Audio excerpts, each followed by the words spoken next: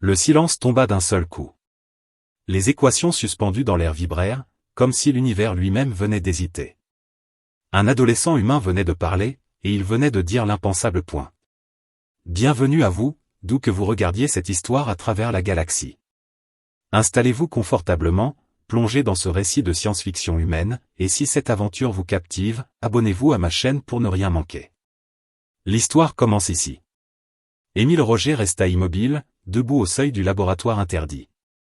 Son cœur battait vite, trop vite, mais il refusait de reculer.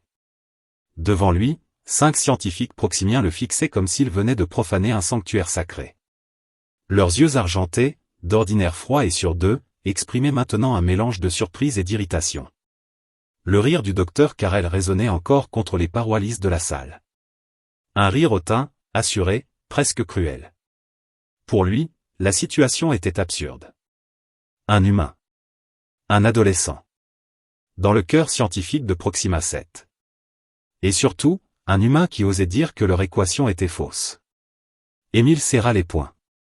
Il se souvenait de chaque nuit passée à étudier seul, de chaque page noircie dans son carnet usé, de chaque moquerie silencieuse qu'il avait subie depuis son arrivée à l'Académie galactique des sciences. Il était le seul humain parmi des milliers d'espèces.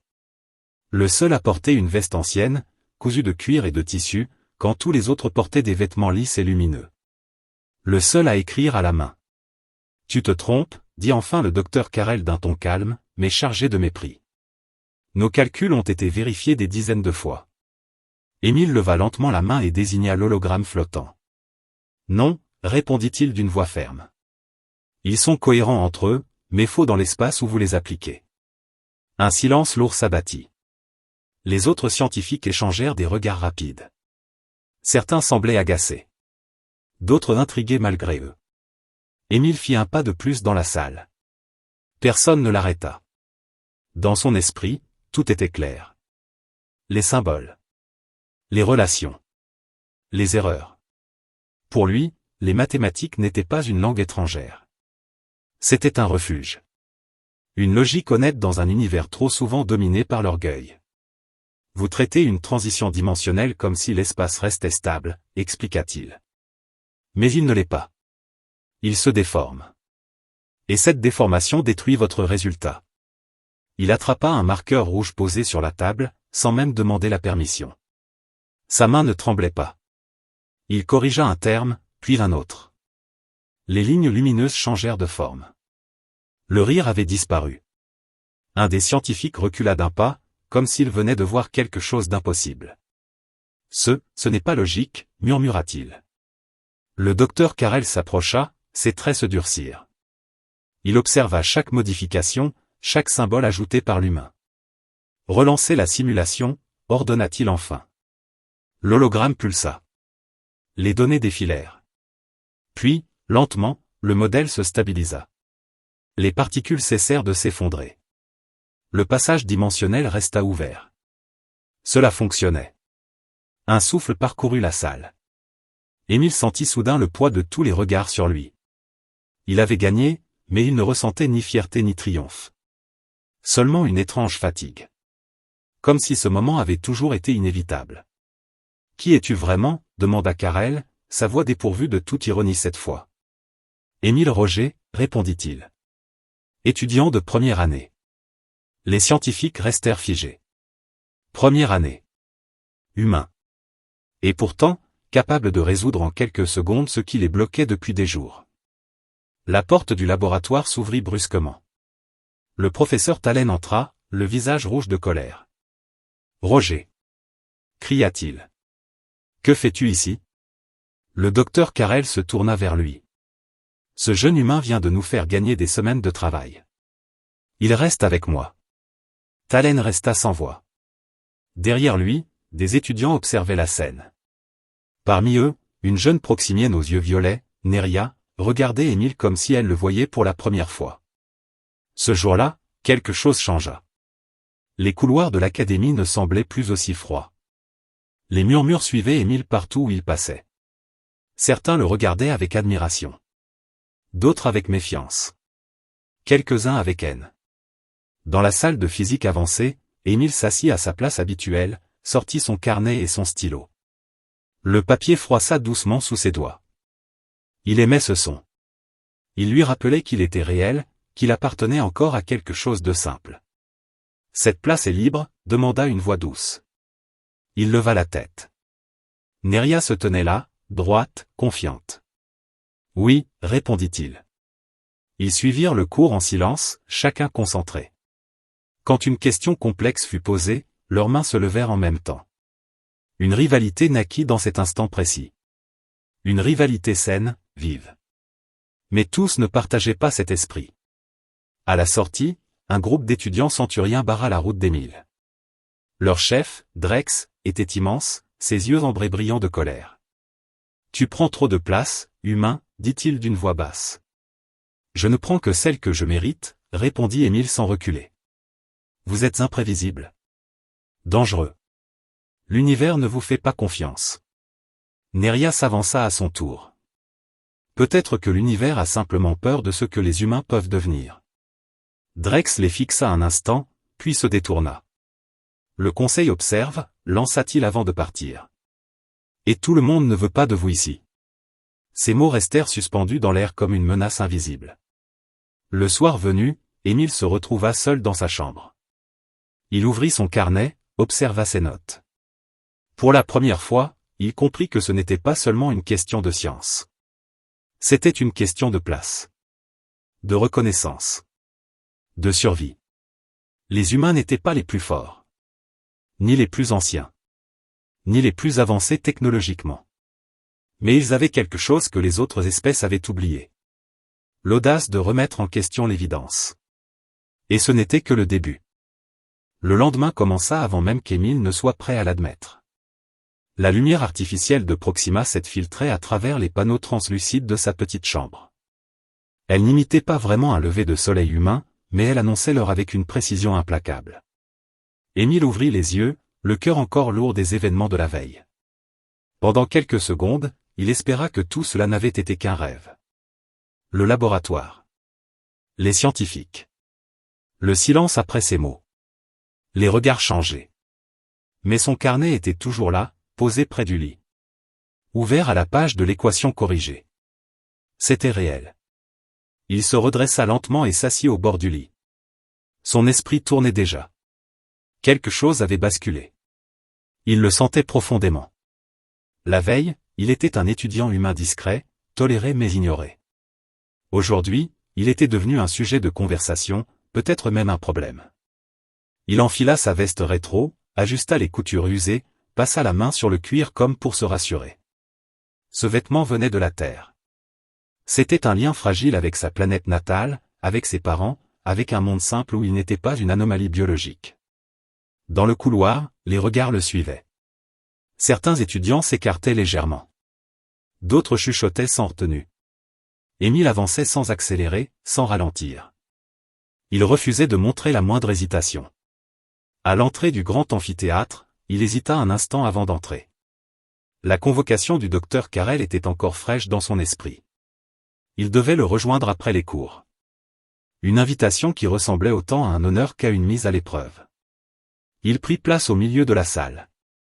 Son carnet, encore une fois. Le stylo. Les habitudes humaines avaient quelque chose de rassurant dans cet environnement trop parfait. Tu écris encore sur du papier? La voix venait de sa droite. Neria. Elle s'était installée à côté de lui sans demander. Son ton n'était pas moqueur. Plutôt curieux. Oui, répondit Émile simplement. Ça m'aide à réfléchir. Elle hocha la tête, observa le carnet quelques secondes de trop. Tu sais que tout le monde parle de toi? Je m'en doute. Certains sont impressionnés. D'autres sont inquiets. Et toi? Elle sourit légèrement. Je réfléchis encore. Le professeur entra, coupant court à la discussion. Le cours commença, dense, exigeant. Théorie des structures instables. Pour Émile, les concepts n'étaient pas nouveaux, mais ici, chaque mot comptait. Chaque silence aussi. Plusieurs fois, le professeur posa des questions. Plusieurs fois, Émile sentit les regards se tourner vers lui, comme si on attendait qu'il parle. Il répondit quand il le jugea nécessaire. Ni plus, ni moins. Il ne voulait pas provoquer. Pas encore. À la pause, un groupe d'étudiants s'approcha de lui. Pas des proximiens. Des espèces qu'il connaissait moins. Leurs attitudes variaient entre fascination et réserve. « Tu es vraiment humain ?» demanda l'un d'eux. « Oui. »« Vous êtes tous comme toi ?» Émile fronça légèrement les sourcils. « Comme moi comment ?» Le silence répondit à sa place. Il comprit alors. Il ne voyait pas un individu. Il voyait une espèce entière à travers lui. « Non, dit-il enfin. Nous sommes tous différents. Comme vous. » Certains semblèrent surpris par cette réponse simple.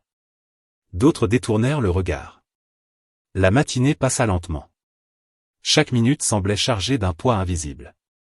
Quand enfin les cours prirent fin, Émile se leva, rangea son carnet, inspira profondément. Le laboratoire du docteur Carrel l'attendait. Le trajet lui parut plus long que d'habitude. Les couloirs changeaient de texture, de couleur, devenaient plus silencieux.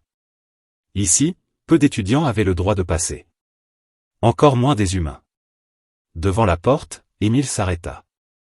Il posa la main sur la surface froide. Cette fois, il frappa. « Entre » dit une voix grave.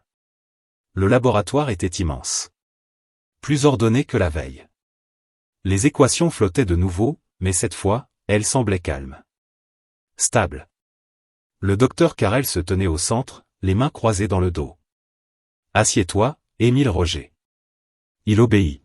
« Sais-tu pourquoi je t'ai fait venir ? » Pour parler de l'équation. En partie. Carrel fit quelques pas, lentement. Ce que tu as fait dépasse la simple correction d'un calcul. Tu as remis en cause notre manière de penser. Et cela dérange. Émile resta silencieux. Les humains, poursuivit Carrel, sont récents dans l'espace galactique. Peu nombreux. Instables, selon beaucoup. Mais toi, tu as montré une approche différente. Intuitive. Flexible. Il s'arrêta devant lui. Je veux comprendre comment vous pensez.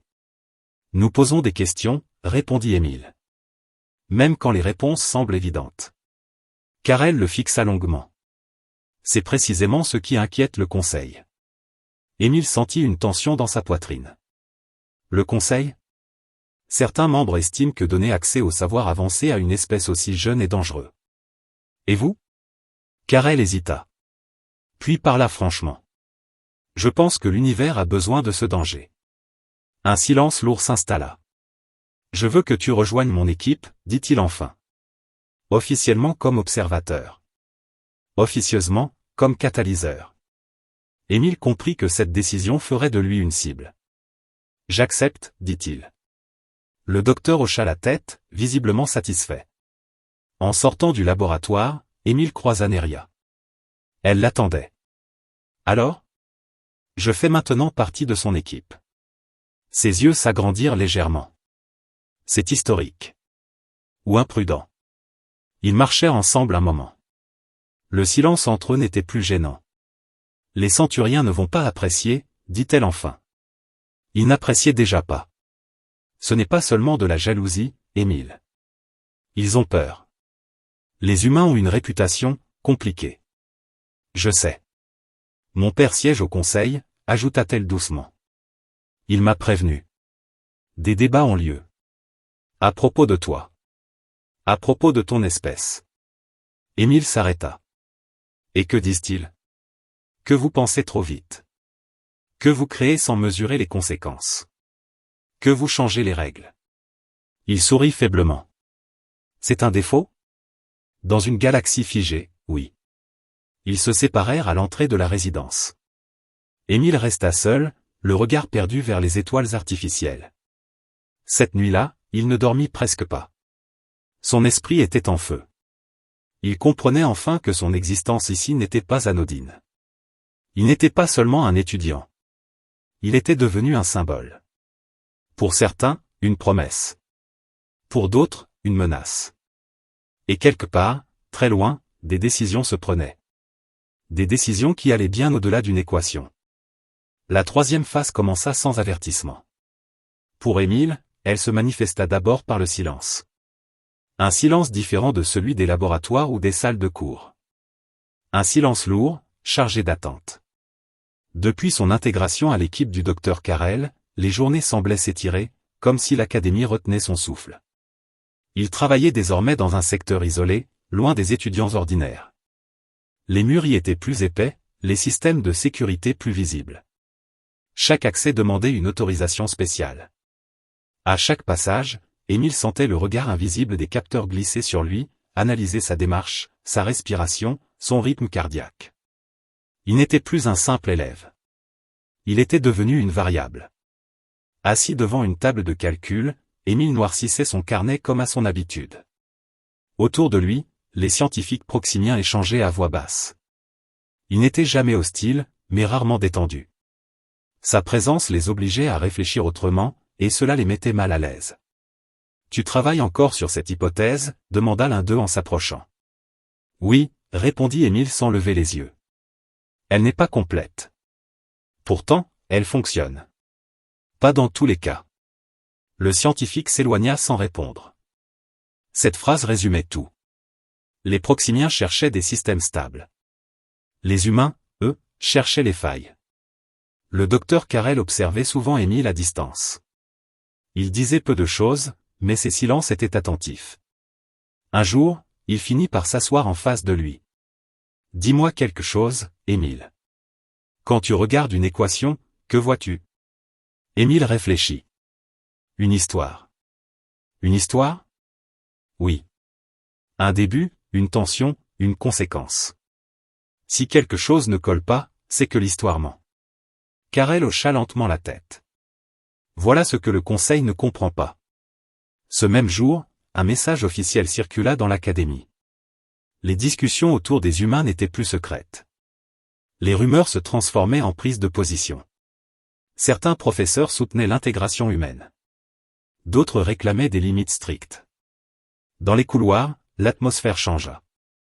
Les regards devinrent plus durs. Les échanges plus courts. Un soir, alors qu'Émile quittait le secteur de recherche, il sentit une présence derrière lui. Il accéléra légèrement. Les pas le suivirent. Roger. Il se retourna. Drex se tenait là, seul cette fois. Tu devrais faire attention, humain. À quoi ? À ce que tu représentes. Je ne représente que moi-même. Drex ricana. C'est ce que tu crois. Tu es un symbole. Et les symboles sont dangereux. Pour ceux qui ont peur. Le centurien s'approcha. Le conseil se divise. Certains pensent que vous devriez être observé, pas instruit. Et toi ? Moi, je pense que vous brûlez trop vite. Un silence tendu les sépara. Puis Drex recula. Profite tant que tu peux. Il disparut dans le couloir. Cette nuit-là, Émile ne rentra pas tout de suite. Il monta jusqu'à la plateforme d'observation. De là, on voyait les étoiles artificielles et, au-delà, le vide réel. Il pensa à la Terre. À son ciel imparfait. À ses parents qui ignoraient tout de ce qui se jouait ici. Il se demanda s'il avait le droit de porter ce poids seul. Le lendemain, Neria le rejoignit plus tôt que d'habitude. « Tu as entendu » demanda-t-elle sans préambule. « À propos de quoi ?» Le conseil prépare une évaluation humaine. Une évaluation ? Officielle. Ils veulent tester vos capacités. Vos limites. Vos réactions. Nous sommes déjà testés tous les jours. Pas comme ça. Elle hésita, puis ajouta. Certains souhaitent prouver que vous êtes trop instable pour continuer. Émile serra les dents. Et s'ils y arrivent ? Alors l'accès des humains à l'académie pourrait être suspendu. Cette idée le frappa de plein fouet. Il pensa aux rares étudiants humains dispersés dans la galaxie. À ceux qui rêvaient de comprendre, d'apprendre, de contribuer. « Je ne laisserai pas ça arriver », dit-il. « Tu n'es qu'un étudiant, Émile. » Justement. L'évaluation eut lieu plus tôt que prévu. On convoqua Émile dans une salle circulaire, immense, aux murs sombres. Au centre, une plateforme. Autour, des silhouettes. Des membres du conseil. Des espèces diverses. Des regards froids. Le docteur Carrel était présent, debout derrière lui. Silencieux. Émile Roger, déclara une voix amplifiée. Tu es ici pour répondre à une série de questions et de situations. Tes réponses seront observées. Je comprends. Cette évaluation déterminera la place future de ton espèce. Un murmure parcourut la salle. La première épreuve fut intellectuelle. Un problème volontairement incomplet. Piégeux. Émile le reconnut immédiatement. Il manque des données, dit-il. C'est voulu, répondit la voix. Que fais-tu? Je pose des hypothèses. Puis je teste.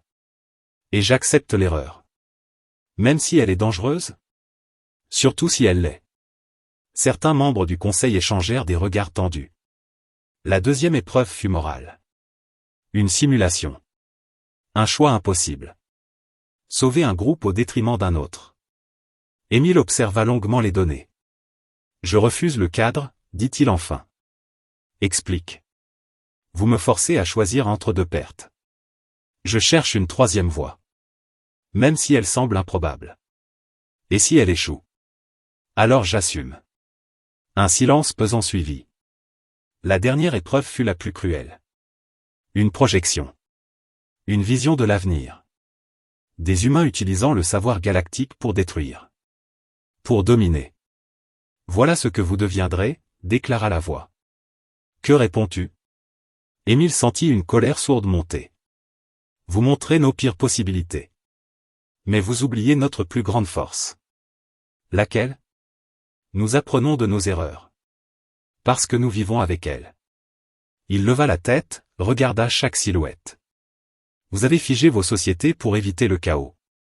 Nous avançons malgré lui. Le silence fut total. Après un long moment, la séance fut levée. À la sortie, le docteur Carrel posa une main sur l'épaule d'Émile. Tu as fait plus que répondre, dit-il. Tu as montré ce que signifie être humain. Et cela suffira? Je ne sais pas. Les jours suivants furent tendus. Aucun verdict ne tombait. L'Académie retenait son souffle. Puis, un matin, un message circula. L'évaluation n'avait pas conduit à une exclusion. Elle avait ouvert un débat.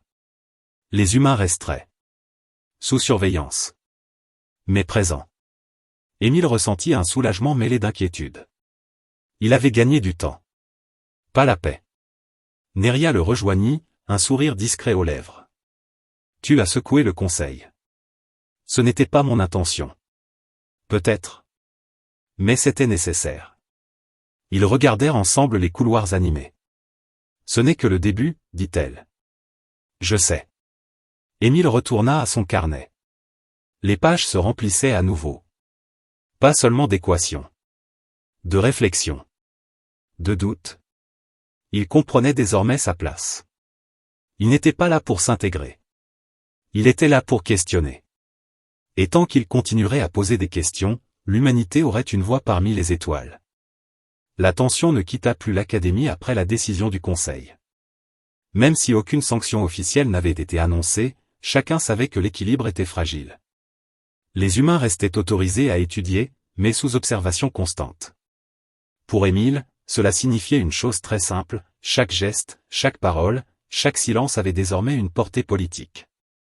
Il le ressentait dès le matin, en traversant les couloirs. Les capteurs semblaient plus nombreux. Les regards, plus appuyés. Certains étudiants qui, auparavant, osaient lui parler librement, se montraient désormais prudents. D'autres, au contraire, venaient vers lui avec un respect nouveau, presque excessif. Émile n'aimait ni l'un ni l'autre. Il voulait seulement comprendre, apprendre, avancer. Mais l'univers avait décidé autre chose. Au laboratoire du docteur Carrel, les travaux prirent une nouvelle direction. Les recherches sur les passages dimensionnels furent accélérées. Officiellement, il s'agissait de progrès scientifiques. Officieusement, chacun savait que le Conseil voulait des résultats rapides, pour justifier sa décision. Ils veulent des preuves, dit un jour Carrel à Émile. Des preuves que ta manière de penser apporte quelque chose de concret. Et s'ils n'en ont pas? Alors ils diront que l'expérience humaine est un risque inutile. Émile hocha la tête. Il comprenait. La science n'était plus seule en jeu.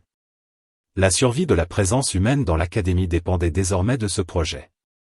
Les journées devinrent longues. Épuisantes. Émile passait des heures à réfléchir, à écrire, à effacer. Il dormait peu. Mangeait encore moins. Son carnet se remplissait de schémas étranges, d'idées incomplètes, de tentatives audacieuses. Un soir, alors qu'il était seul dans le laboratoire, il eut une intuition. Elle ne venait pas d'une équation précise, ni d'un calcul rigoureux. Elle venait d'un sentiment. Une impression persistante que quelque chose clochait dans la manière même dont les proximiens abordaient les dimensions. Il cherchait à les contrôler. Les humains, eux, avaient appris à composer avec l'incontrôlable. Émile se leva brusquement et activa l'affichage holographique. Il effaça la plupart des données existantes et recommença presque à zéro. Il dessina non pas un passage stable, mais une transition adaptative. Un modèle capable d'évoluer pendant le déplacement. Ce n'est pas un tunnel, murmura-t-il pour lui-même. C'est un dialogue. Il travailla toute la nuit. Quand le docteur Carrel entra le lendemain, il trouva Émile assis par terre, le dos contre la table, les yeux rougis mais brillants. « Regarde ça, » dit Émile en se levant difficilement. Carrel observa le modèle. Longtemps. Très longtemps. « C'est instable, » dit-il finalement. « Oui. Et dangereux. Aussi. Alors pourquoi ? » « Parce que c'est vivant, » répondit Émile. « Ça s'adapte. Comme nous. » Carrel sentit un frisson le parcourir. Il comprenait enfin. Ce n'était pas seulement une innovation technique. C'était une philosophie. Le conseil va s'y opposer. Peut-être. Mais ils ne pourront pas ignorer les résultats. Ils décidèrent de lancer une simulation limitée. Très limitée.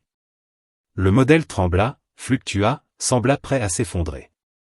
Puis il se stabilisa, d'une manière inattendue. Non pas figé, mais fluide. Le passage dimensionnel tint. Par le vide, souffla Carrel. La nouvelle se répandit vite. Trop vite. Le conseil convoqua une session d'urgence. Émile fut appelé à présenter le projet. Seul. Neria le retrouva juste avant. Ils sont nerveux, dit-elle. Certains pensent que tu vas trop loin. C'est possible. Fais attention à ce que tu dis.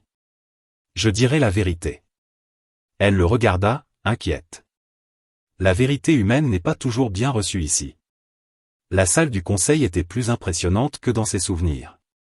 Les silhouettes disposées en cercle semblaient plus proches, plus lourdes. Émile sentit leur jugement avant même qu'ils ne parlent. « Tu proposes une technologie instable, » déclara l'un d'eux. « Pourquoi devrions-nous l'accepter ? » « Parce que la stabilité absolue est une illusion, » répondit Émile calmement. « L'univers change. Nous aussi. Et si ton système échoue ? Alors il échouera en s'adaptant. Pas en explosant. » Un murmure parcourut l'assemblée. « Les humains prennent trop de risques, » dit une autre voix. « Votre histoire est remplie d'erreurs. » Émile inspira profondément.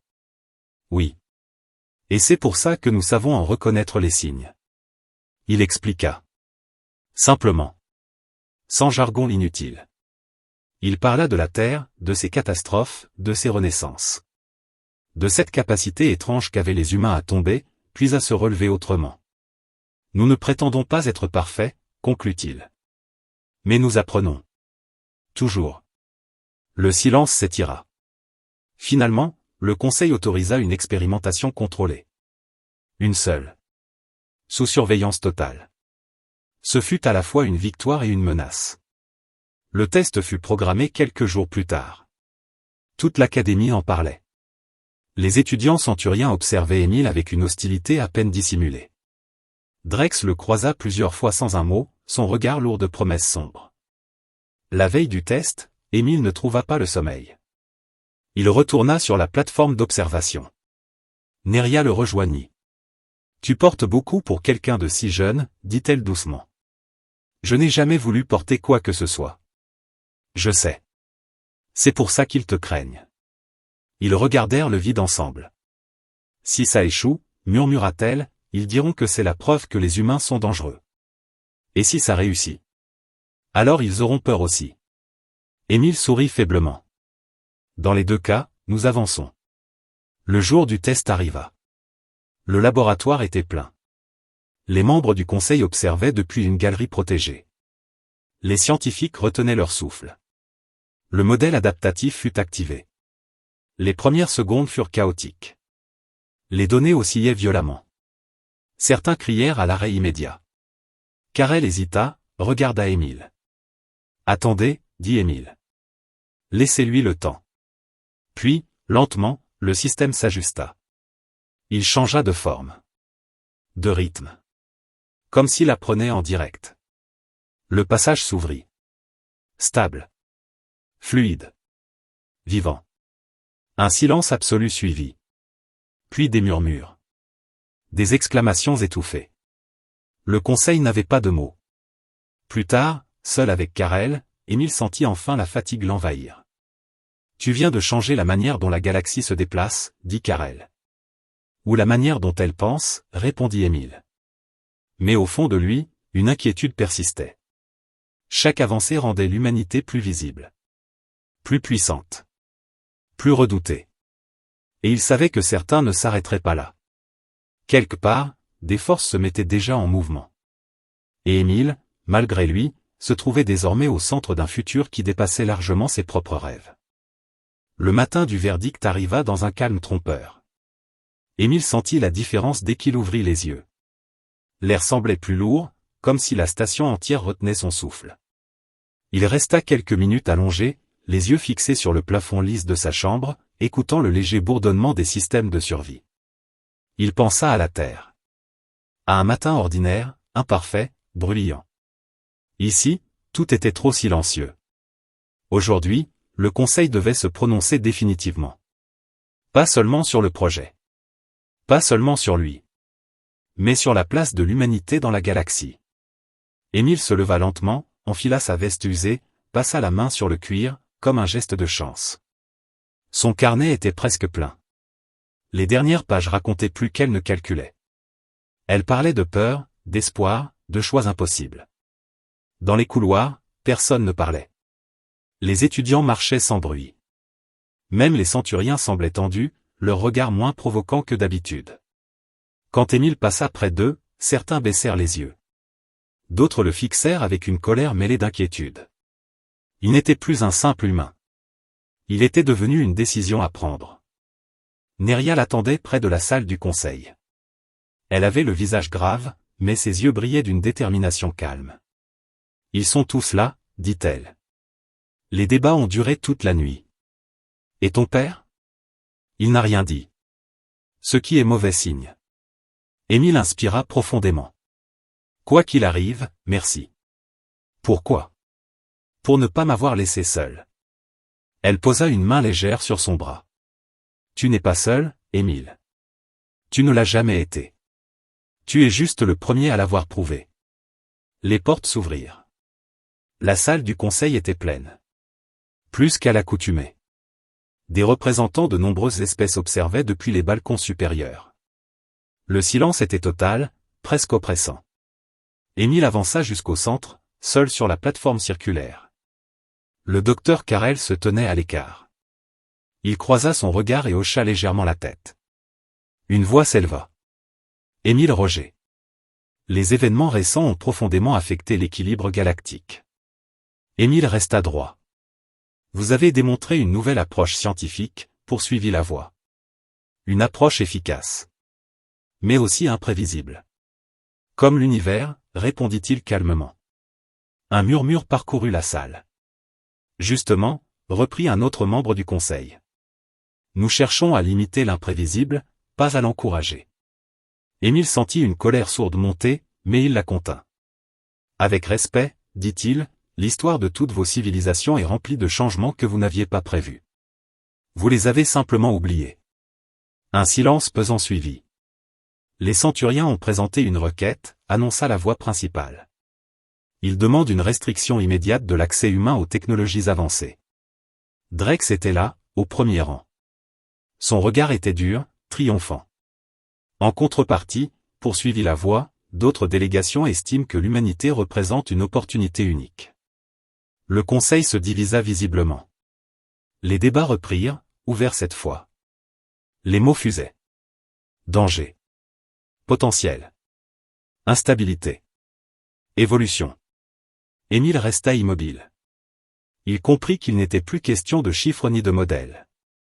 C'était une question de confiance. Finalement, la voix principale s'adressa de nouveau à lui. Si nous autorisons l'humanité à poursuivre son intégration, que garantis-tu? Émile leva la tête. Il regarda chaque membre du conseil, un par un. Rien, répondit-il. Un choc parcourut la salle. Je ne peux garantir ni la sécurité absolue, ni l'absence d'erreur. Aucun être vivant ne le peut. Mais je peux garantir ceci. Il marqua une pause. Nous ne cesserons jamais d'apprendre. Même de nos fautes. Surtout de nos fautes. Il posa la main sur son carnet. Vous craignez que nous changions les règles. Mais les règles changent déjà. Nous ne faisons que les regarder en face. Un long silence suivit. Puis, lentement, un membre du conseil se leva. Puis un autre. Puis plusieurs. La décision fut annoncée. L'humanité resterait membre à part entière de l'initiative galactique. Sous observation, certes. Mais avec voix au chapitre. Les centuriens quittèrent la salle dans un silence glacial. Drex lança un dernier regard à Émile, chargé de rancune, mais aussi de quelque chose de nouveau. Une incertitude. Quand les portes se refermèrent, Émile sentit ses jambes trembler. Tout le poids qu'il portait depuis des mois s'abattit d'un coup. Le docteur Carrel s'approcha. « Tu as fait ce que peu aurait osé faire, dit-il. Tu as parlé sans promettre l'impossible. Je ne voulais pas mentir. C'est précisément pour cela que tu as été entendu. » La nouvelle se répandit rapidement dans l'académie. Les humains n'étaient plus seulement tolérés. Ils étaient reconnus. Pas encore acceptés par tous, mais visibles. Les jours suivants furent étranges. Calmes, mais chargés de tensions résiduelles. Certains étudiants vinrent parler à Émile pour la première fois. D'autres l'évitèrent encore. Les centuriens restaient à distance, mais leur hostilité ouverte avait disparu. Un soir, Émile retourna sur la plateforme d'observation. Le même endroit où tout avait commencé à changer. Neria le rejoignit. « Tu as gagné » dit-elle doucement. « Non » répondit-il. « J'ai ouvert une porte. C'est souvent plus difficile. » Ils regardèrent les étoiles. « Tu sais ce qui me fait le plus peur » demanda Émile. « Quoi ?»« Que nous devenions ce qu'ils craignent. » Neria réfléchit. « La peur existe chez toutes les espèces.